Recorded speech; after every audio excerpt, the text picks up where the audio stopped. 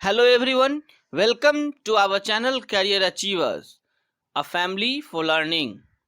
इस video lecture में हम town planning of Indus valley civilisation यानी सिंधु घाटी सभ्यता की नगर निर्माण योजना के बारे में जानने की कोशिश करेंगे। So let's start. The town planning of Indus valley civilisation, Sindhu घाटी सभ्यता की नगर निर्माण योजना। फर्स्ट ऑफ ऑल हम लोग ये जानने की कोशिश करेंगे कि नगर योजना की प्रमुख विशेषता क्या थी। सिंधु घाटी यानी इंडस वैली सिविलाइजेशन, जिसे हड़प्पा सभ्यता या हड़प्पन सिविलाइजेशन के नाम से भी जाना जाता है, विश्व की प्राचीनतम एवं महत्वपूर्ण सभ्यताओं में से एक थी। ये बात हम लोग प्रीवियस वीडियो में जान लिए थे। सिंधु घाटी की सभ्यता एक मेटल एज जो सिविलाइजेशन जिसको कहते हैं वो थी, और इस सिविलाइजेशन को 1921 में हड़प्पा एवं मोहनजोदड़ो के एक्सकेवेशन के बाद मतलब ये प्रकाश में आया था, इसे खोजा गया था। इसने प्राचीन भारतीय इतिहास यानी कि एंशियंट इंडियन हिस्ट्री की प्राचीनता को और बढ़ा दिया। एक्सकेवेशन में मोहनजोदड़ो में मतलब बसे कई नगरों के रिमेन्स पाए गए और यह नगर एक दूसरे के ऊपर बसे थे, जो सिंध नदी के बाढ़ अथवा अन्य कारणों से नष्ट हो गया। अब तक सेवन फेज के एक्सकेवेशन जो हुए हैं उनमें मतलब हम लोगों को 7 बार कंटिन्यूटी एंड सर्वाइवल के एविडेंस मिलते हैं कि 7 बार लोग वहां बसे और ये सिविलाइजेशन 7 बार नष्ट हो गया। संभव है अभी भी उसमें मतलब प्राचीन तह यानी जो एंशियंट फेज है वो वहाँ अवेलेबल हो सकता है, वो जमीन के अंदर अभी भी अवेलेबल है, लेकिन उसके बाद का एक्सकेवेशन उसके नीचे का अभी तक नहीं हो पाने के कारण से इसके बारे में हम लोग क्लियर नहीं कह सकते हैं। और इसमें जो सबसे विशेष बात है वो है इसकी नगर नियोजन योजना जो थी वो बहुत यानी टाउन प्लानिंग जो थी उसमें हम लोगों को उसकी जो कुशलता देखने को मिलती है, ये यहाँ की विशेष बात थी। और ये जो टाउन प्लानिंग था इसका सबसे पहला एविडेंस जो है वो मतलब हमको एक्सकेवेशन से प्राप्त होता है, और इसके एक्सकेवेशन से प्राप्त अनेक रिमेन्स जो मतलब मेनी रिमेन्स हम लोगों को मिले हैं, उससे मिले जो मतलब साक्ष्य के आधार पर आर्कियोलॉजिस्ट ने जो अनुमान लगाया वो इस सिविलाइजेशन को नगरीय सभ्यता का नाम दिया, जिसे हम लोग अर्बन सिविलाइजेशन कहते हैं। वास्तव में ये जो नाम है वो सही जान पड़ता है, क्योंकि यहाँ के नगरों का निर्माण जितने सुनियोजित तरीके से किया गया है उतना और कहीं भी देखने को नहीं मिलता है। सिंधु सभ्यता की नगर योजना अत्यंत ही आश्चर्यजनक और सुनियोजित है। और एक आर्कियोलॉजिस्ट थे मैके का विचार है कि ये जो लंकाशायर के कोई मॉडर्न सिटी का अवशेष है। मतलब इंडस वैली सिविलाइजेशन के जो मतलब टाउन थे वो नदी के किनारे यानी बैंक ऑफ रिवर पर ये मतलब बसाए गए थे, और इन नदियों से नगर के सुरक्षा के लिए बांधों का निर्माण किया गया था। नाउ हम लोग इस वीडियो में देखने की कोशिश करेंगे कुछ इंपॉर्टेंट फैक्ट के बारे में। The town planning of major feature of the Indus valley civilisation. Town planning जो था वो इस सिविलाइजेशन का एक बहुत ही महत्वपूर्ण फीचर था। The most amazing fact that is there is uniformity in the construction of cities. और इस मतलब जो सिविलाइजेशन का महत्वपूर्ण बात यह है कि ये शहर तो एक दूसरे से दूर है। हड़प्पा और मोहनजोदड़ो, लोथल, धौलावीरा, ये सारे शहर एक दूसरे से दूर है। हमने प्रीवियस वीडियो में इसके इम्पोर्टेंट शहर के बारे में जाना था, तो वो शहर एक दूसरे से दूर है, लेकिन इनके निर्माण में एक रूपता, सिमिलरिटी जिसको कहते हैं, वो दिखाई पड़ता है। हालांकि कुछ शहर एक दूसरे से भिन्न हैं, लेकिन ज़्यादातर जो प्रमुख शहरें हैं उनके मतलब निर्माण का जो कंसेप्ट है वो बिल्कुल सेम है। Etch city was situated on the bank of river. ये जो मतलब इनके जो प्रत्येक शहर है वो किसी न किसी नदी के किनारे बसे हुए हैं। नाउ हम लोग इस वीडियो में देखने की कोशिश करेंगे सिटाडेल एंड लोअर टाउन। तो ये जो मोहनजोदड़ो का सिटीज मतलब था उसको 2 पार्ट में डिवाइड किया गया था, जिसको हम लोग अपर टाउन और लोअर टाउन के नाम से जानते हैं। जिसे अपर टाउन जो एरिया था उसे हम लोग सिटाडेल कहते हैं, जिसको हिंदी में हम लोग राजा मतलब का दुर्ग जो होता है वो कह सकते हैं। और लोअर टाउन था जहाँ पे कॉमन पीपल यानी मैंगो पीपल जो थे वो रहा करते थे। The Citadel is large man made mound at the archaeological site of Mohenjodaro. The mound is built out of bricks and is located in the western part।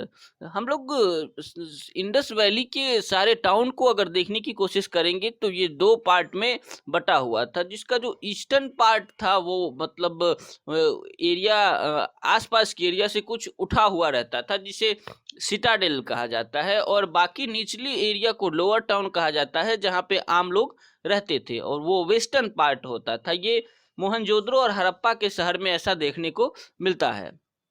तो आप लोग समझ गए होंगे कि सिटाडेल और लोअर टाउन में क्या फ़र्क है। और सिटाडेल जो होता था वो आसपास की जगह से उठा हुआ जगह होता था, और मतलब इतिहासकारों का या आर्कियोलॉजिस्ट का ऐसा मानना है कि सिटाडेल उठा हुआ इसलिए होता था कि वहाँ पे जो राजा हुआ करते थे वो वहाँ से निचले एरिया को उनको मतलब देख रेख करने में या वहाँ से देखने में मतलब आसानी होता होगा, इस तरीके से नियंत्रण अपने राज्य पे नियंत्रण रखने में उन्हें मतलब आसानी होता होगा। नाउ हम लोग इस वीडियो में देखने की कोशिश करेंगे हाउस बिल्डिंग प्लान।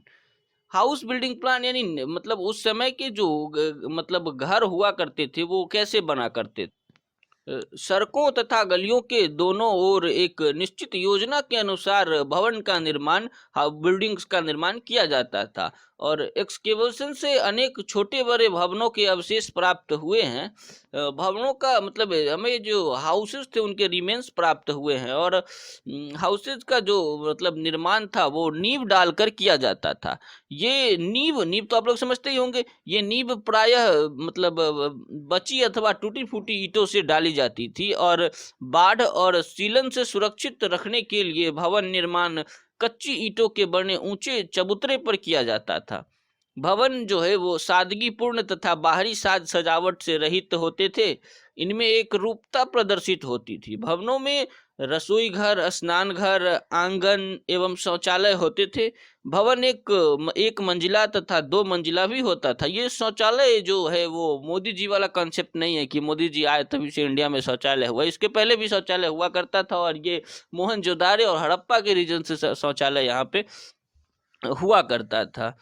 भवनों के द्वारा मतलब राजमार्ग की भवनों के जो गेट्स हुआ करते थे, मेन गेट्स एंट्री के लिए, वो मतलब मेन रोड राजमार्ग की तरफ न खुलकर गली के पीछे की ओर खुलते थे।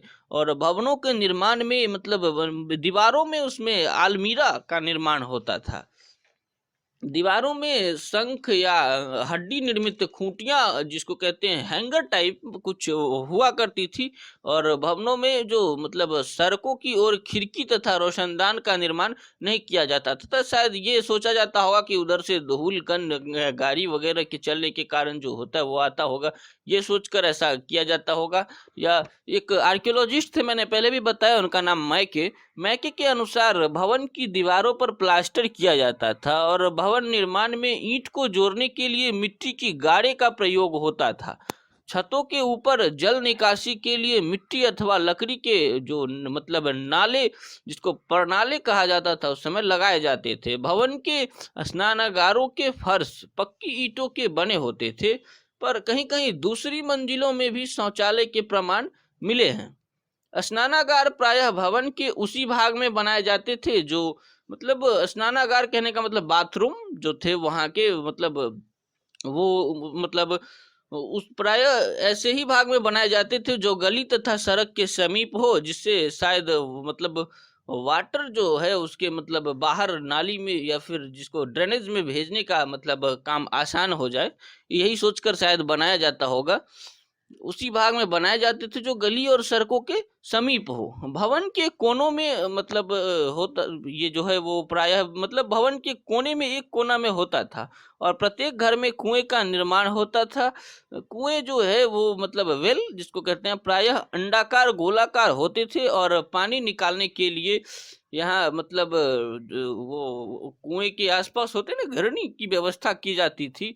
व्यक्तिगत निवास गृह एवं जो वहाँ मतलब एक तरह से कहें तो पब्लिक बिल्डिंग और प्राइवेट बिल्डिंग दोनों हुआ करते थे।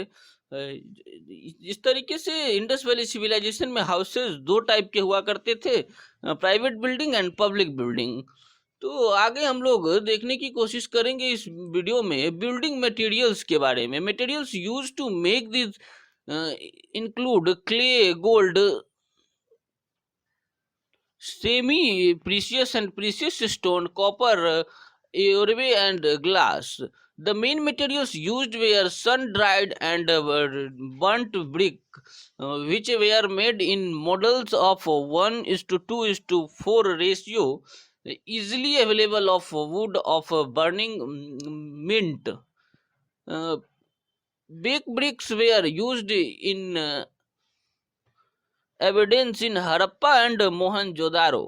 मतलब जो बिल्डिंग्स थे उसके बनाने के लिए मतलब बाइंडिंग मटेरियल के रूप में क्ले का इस्तेमाल किया जाता था, और ये लोग मटेरियल के रूप में इजीली अवेलेबल मटेरियल का इस्तेमाल करते थे, जो आसानी से इनको आसपास के वातावरण में मिल जाया करता था, उसका इस्तेमाल ये लोग कर लिया करते थे। जैसे लकड़ी का भी इस्तेमाल घर बनाने में किया करते थे और ब्रिक्स का इस्तेमाल हुआ करता था। ब्रिक्स यहाँ सिंपली टू टाइप्स होते थे। एक जो होते थे वो सन ड्राइड होते थे, जो धूप में सुखाकर मतलब मिट्टी के जो ब्रिक्स हुआ करते थे उससे घर बनाया जाता था, और दूसरा बर्न्ट ब्रिक्स भी उस समय मिलते थे, जो आज के समय में लाल ईंट देखने को मिलता है, वैसा कुछ जो मतलब लकड़ी की सहायता से उस समय जलाकर लकड़ियों को पकाया जाता था।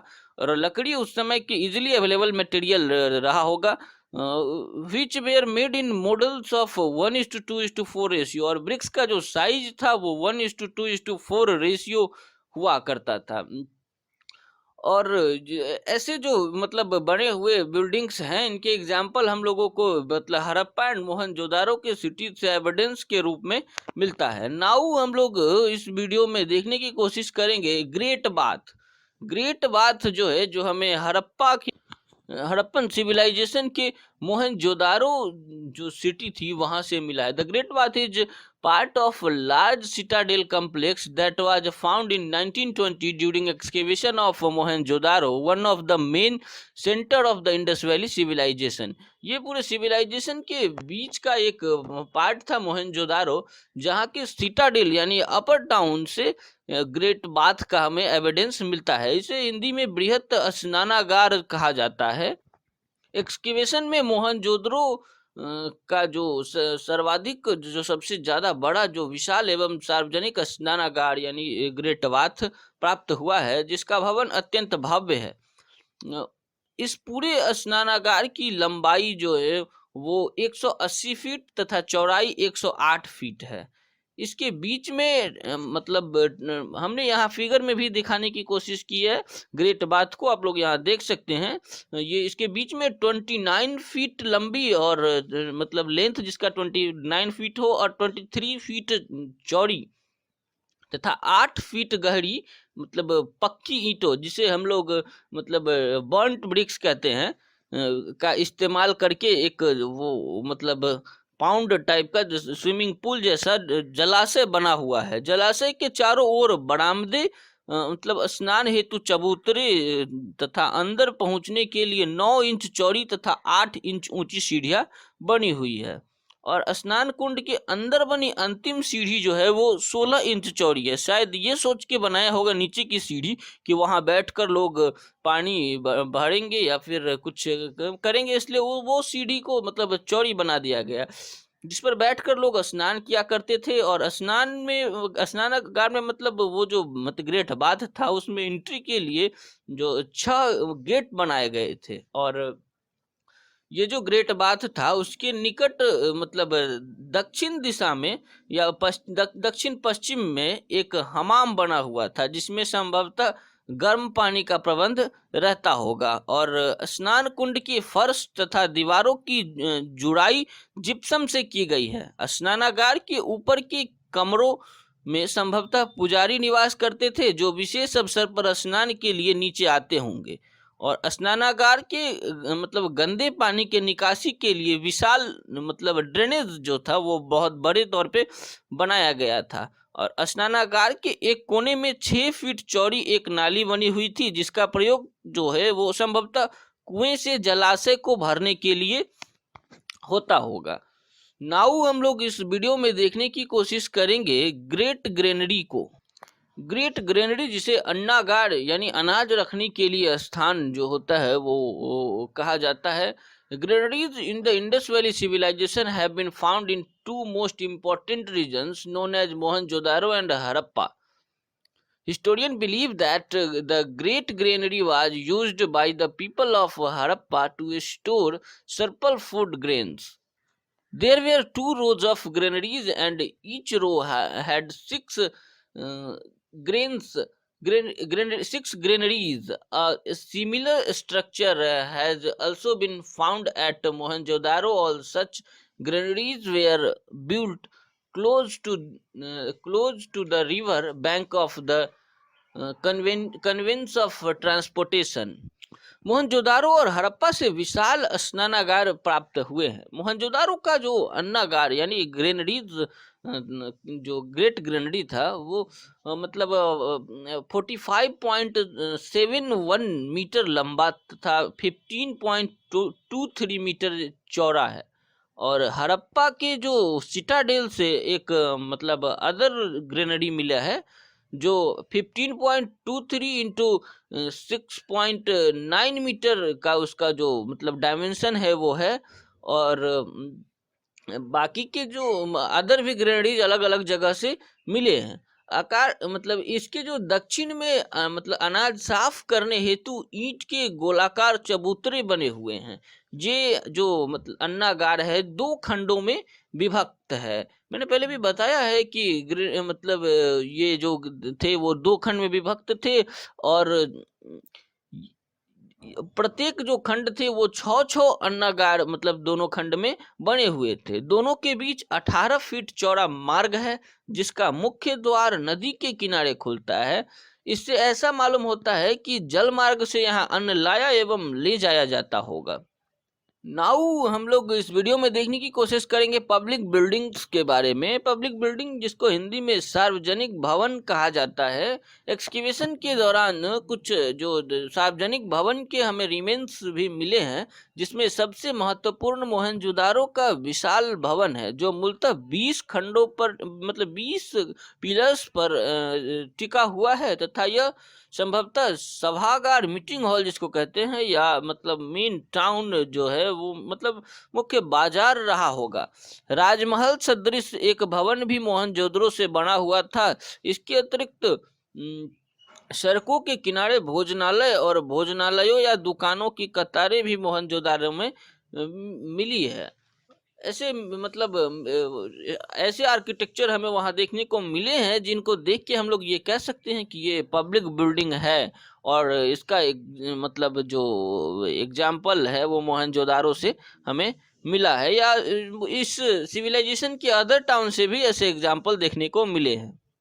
नाउ हम लोग इस वीडियो में देखने की कोशिश करेंगे लेबर्स हाउस यानी उस समय के जो मजदूर यानी लेबर हुआ करते थे और कुछ गुलाम स्लेव्स जो हुआ करते थे उनका मतलब मकान कैसा था, वो कैसे रहते थे। मजदूरों या गुलामों के मकान जो है वो मतलब जो रिच पीपल हुआ करते थे उनकी अपेक्षा छोटे थे। और हड़प्पा में दुर्ग की दीवार के निकट जो 2 पंक्तियों में मतलब 15 छोटे छोटे 2 कमरे वाले मकान की श्रृंखला पाई गई है। इसके समीप ही भट्ठियां भी मिली है जिससे अनुमान लगाया जा सकता है कि इसमें मतलब मेटल का काम करने वाले जो लेबर है वो रहते होंगे। और मोहनजोदड़ो में भी बैरक नुमा 2 पंक्तियों में 16 मकान है जिसमें एक बड़ा और दूसरा छोटा कमरा बना हुआ है। इनमें भी लेबर रहते थे ऐसा माना जा सकता है। और इस मुकाबले के लिए इस मोहल्ले के लिए पानी की व्यवस्था अलग से सार्वजनिक कुएं से की गई थी। और चंद्रहुदरो में भी मजदूरों की बस्ती या कारखाने का प्रमाण मिलता है। नाउ हम लोग इस वीडियो में देखने की कोशिश करेंगे roads arrangement in Indus valley civilisation. तो ये जो सिटीज थी उनकी जो सड़कें थी वो मतलब लंबी चौड़ी सीधी थी। सड़कें जो थे वो मतलब east to west and north to south बनी हुई थी, और जो प्रायः एक दूसरे को 90 डिग्री के एंगल पे इंटरसेक्ट करती थी, यानी काटती थी, एक दूसरे को 90 डिग्री के एंगल पे काटती थी। इस प्रकार सिंधु सभ्यता के नगर जो थे वो आधुनिक व्यावसायिक शैली पर बसाए गए थे। नगर की सड़कें जो है वो मतलब 13.5 फीट से 33 फीट तक चौड़ी थी, तथा इनसे निकलने वाली गलियां जो थी वो 9 फीट से 12 फीट तक चौड़ी थी। सड़कें जो थी वो मेनली मतलब कच्ची सड़कें थी। केवल एक सड़क का उदाहरण मिला है जिसे पक्का करने का प्रयास किया गया था, और सड़कों की सफाई का जो है उस समय पूर्ण ध्यान रखा जाता था। सड़क के किनारे कूड़ा डालने के लिए मिट्टी के से जो निर्मित पात्र यानी बर्तन थे वो रखे जाते थे। सड़कों के किनारे जो है वो वृक्षारोपण भी किया जाता था, और कहीं कहीं सड़क के किनारे चबूतरे भी बने हुए मिले हैं जहां संभवतः दुकानें लगती होंगी। नाउ हम लोग इस वीडियो में देखने की कोशिश करेंगे ड्रेनेज सिस्टम के बारे में। इंडस वैली में जो ड्रेनेज सिस्टम थी वो कैसी थी। तो नालियां जिसको हिंदी में कहते हैं वो गंदे पानी के मतलब बाहर निकास हेतु नगर में छोटी छोटी तथा बड़ी गहरी नालियां की व्यवस्था थी। जो मतलब कंटेम्पररी जो सिविलाइजेशन की बात करें तो मतलब इसकी मतलब बहुत ही विशेषता मतलब इसकी एक विशेषता थी।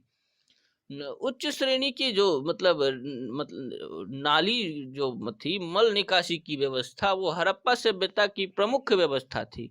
नालियों के निर्माण में चूने और जिप्सम का भी प्रयोग होता था। सड़क के किनारे ये नालियां बड़ी बड़ी ईंटों तथा पत्थरों से बनी रहती थी। इन नालियों के द्वारा गंदा पानी नगर के बाहर पहुंचाया जाता था, और जो ताकि कूड़े का मतलब इन नालियों में जो थोड़े थोड़े दूर पर मतलब इसमें शोषक कूप जिसको कहते हैं वो मतलब नाली के निचले लेयर पे छोटे छोटे गड्ढे बनाए गए थे। यहाँ हमने फिगर में भी दिखाने की कोशिश की है नालियों को। यहाँ आप स्पष्ट देख सकते हैं कि कैसा ड्रेनेज सिस्टम था उस समय का। और गली की जो छोटी छोटी नाली थी वो मतलब मेन रोड के बड़े नालों से मिला करती थी, ताकि जो मतलब शोषक पीट जो जिसको हम लोग कहते हैं मतलब नालियों के निचले लेयर पे छोटे छोटे गड्ढे इसलिए बनाए जाते थे ताकि कूड़े के जो पानी है उससे उसका बहाव न रुक सके। और कुछ नालियाँ इतनी गहरी थी कि आदमी उसमें खड़ा भी हो सकता था। और इंडस वैली सिविलाइजेशन के किसी किसी टाउन से हम लोगों को नालियों को ढके होने का भी मतलब एविडेंस मिलता है। ये मैंने यहाँ दिखाने की कोशिश की है, ग्राफिक्स की मदद से आपको समझाने की कोशिश की है। यहाँ आप फिगर में देख सकते हैं कि जो वेस्ट यानी पुराने ईंट हुआ करते थे उनसे नालियों को ढकने का प्रयास किया था इस समय के लोगों ने। नाउ हम लोग इस वीडियो में देखने की कोशिश करेंगे लाइट अरेंजमेंट के बारे में। तो आज के जो टाउन्स हैं सिटीज हैं वहाँ आप लोगों ने अवश्य देखा होगा कि रोड की साइड में स्ट्रीट लाइट लगी होती है। तो इंडस वैली के समय में भी ऐसा कुछ व्यवस्था रहा होगा ऐसा हम सोच सकते हैं, क्योंकि इतना डेवलप सिटी था तो ऐसा कुछ होना ही चाहिए। और मतलब सिंधु वासियों ने सफाई व्यवस्था तो रखी ही थी, सफाई के साथ ही साथ प्रकाश व्यवस्था का भी विशेष ध्यान दिया है। मोहनजोदड़ो के गलियों के सड़कों के किनारे ऐसे हमें पिलर्स यानी खंभे मिले हैं जिससे अनुमान होता है कि ये खंभे जो है वो दीप स्तंभ यानी लैंप्स जिसको कहते हैं रहे होंगे, तथा इस पर प्रकाश के समुचित व्यवस्था रही होंगी। यह स्पष्ट नहीं कहा जा सकता कि प्रकाश के लिए सरसों तेल का या मतलब दीपक या मोमबत्तियां जलाई जाती होंगी या फिर कोई और व्यवस्था होंगी, परंतु कुछ ऐसे विद्वानों के अनुसार इन जो दीप स्तंभ में शायद जानवरों की चर्बी का प्रयोग होता होगा। ये एक महत्वपूर्ण बात है कि इंडस वैली सिविलाइजेशन जो था वो इतना डेवलप था कि वहाँ मोमबत्ती का अवेलेबल होना बहुत कॉमन बात है। नाउ हम लोग इस वीडियो में देखने की कोशिश करेंगे सफाई व्यवस्था के बारे में। सफाई व्यवस्था यानी जो इस एज की मतलब cleaning system of Indus valley civilisation, चूंकि इतना अच्छा मतलब उस समय की सड़कें रही थी, तो मतलब इसकी सफाई भी काफ़ी अच्छी थी। और तो मतलब देखने की कोशिश करते हैं कि उस समय जो सफाई के क्या क्या प्रबंध थे। आज मोदी जी ने तो शुरू कर दिया है स्वच्छ इंडिया, स्वच्छ भारत, तो उस समय भी कुछ सफाई का व्यवस्था रहा होगा। The Indus craft was made up of जो थी वो clay of all heated yet सर्पिल care was taken to clean team. मतलब उस समय ऐसा माना जा सकता है कि साफ सफाई के लिए एक ऐसे समूह की व्यवस्था की जाती थी, और उस समय सफाई की जो व्यवस्था थी सड़कों की वो समुचित रखी जाती थी। Drains where also regularly clear, जो नालियाँ थी उन्हें भी एक्सकेवेशन के बाद देखने से ऐसा पता चला कि इसकी रेगुलर सफाई की व्यवस्था की जाती थी। और good garbage was provided on the road side, और सड़कों के किनारे अच्छे जो डस्टबिन थे, कूड़ेदान थे, उनकी व्यवस्था की गई थी।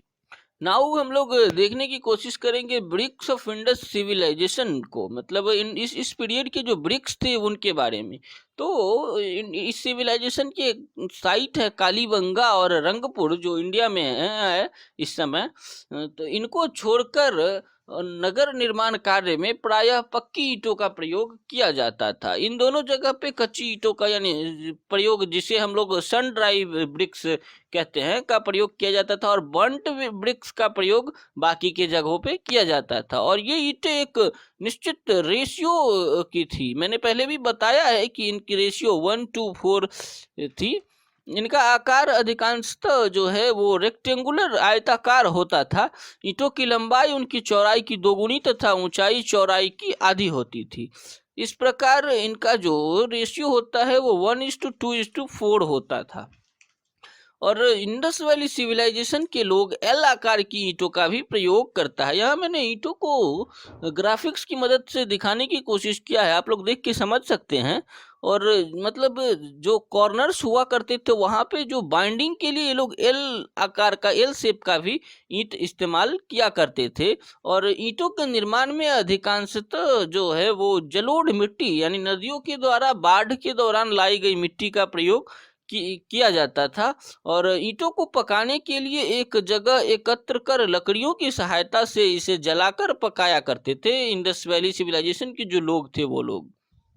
नाउ हम लोग देखने की कोशिश करेंगे वाटर अरेंजमेंट, जल की जो व्यवस्था थी वो इस समय मेनली जो पीने का जल था या घरेलू यूज के लिए जो जल हुआ करते थे वो उसमें कुएं का प्रयोग किया जाता है। और एक्सकेवेशन में इंडस वैली के सारे सिटीज से हमें वेल यानी कुएं के एविडेंस मिले हैं, और कहीं कहीं तो हर घर से कुएं का अवशेष किसी किसी सिटी से मिला है। यहाँ मैंने ग्राफिक्स की मदद से आपको कुएं को समझाने की कोशिश की है कि उस समय कुआं का कंडीशन क्या था और मतलब कैसे कुआं था। और कुएं को वो लोग पक्की ईंटों से उसके अंदर मतलब ईंटों का दीवार भी बनाने की कोशिश की थी, और दीवार मतलब कुएं के अंदर बना दिया जाता था प्रॉपर। और वहाँ रस्सी और घिरनी यानी जिसको कहते हैं चेन पुल्ली सिस्टम, उससे पानी निकालने की भी व्यवस्था थी। नाउ हम लोग देखने की कोशिश करेंगे डॉकयार्ड को।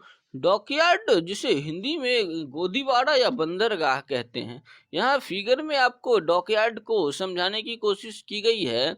डॉकयार्ड यानी बंदरगाह जो हुआ करते थे यानी गोदीवाड़ा जिसको कहते हैं, वो सबसे पहले लोथल के एक्सकेवेशन से एक बहुत ही विशाल जो जलकुंड या का जो अस्तित्व प्रकाश में आया है। यह करीब 218 मीटर लंबा और 37 मीटर चौड़ा और 3.3 मीटर गहरा था।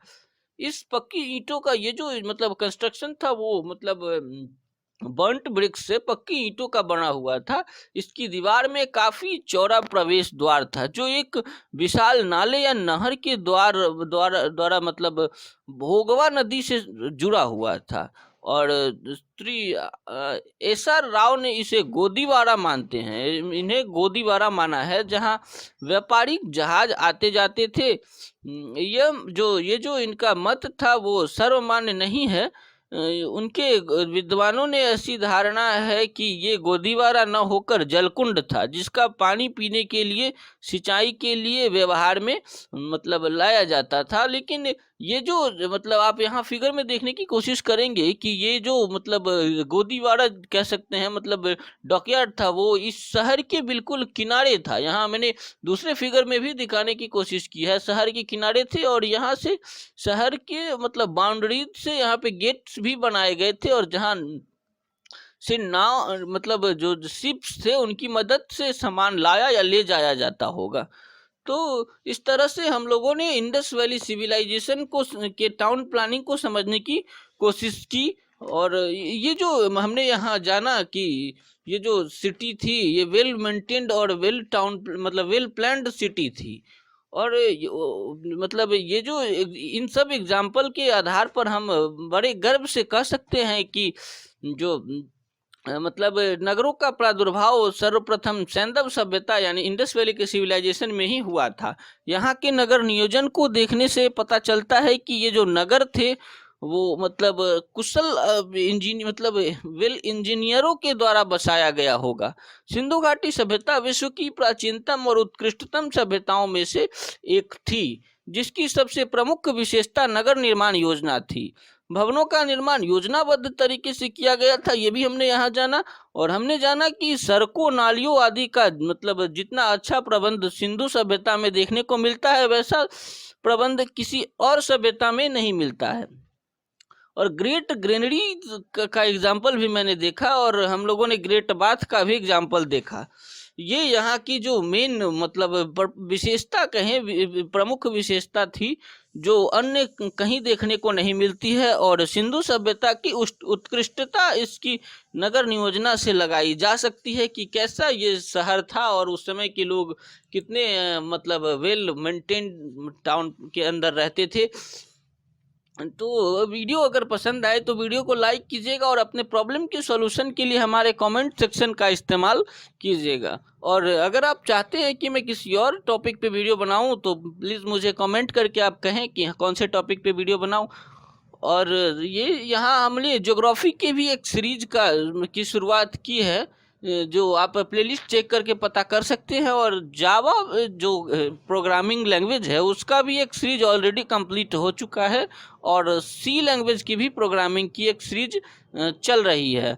नाउ हम लोग अलग अलग फैक्ट्स भी इस लेक्चर मतलब इस चैनल पे लाते रहते हैं, जो आपको बहुत अच्छे से फैक्टिफाइड करते हैं। सो अगर चैनल पसंद आए तो चैनल को भी सब्सक्राइब कर ले ताकि लेटेस्ट अपडेट आप तक पहुंचते रहे। So thank you for watching, bye.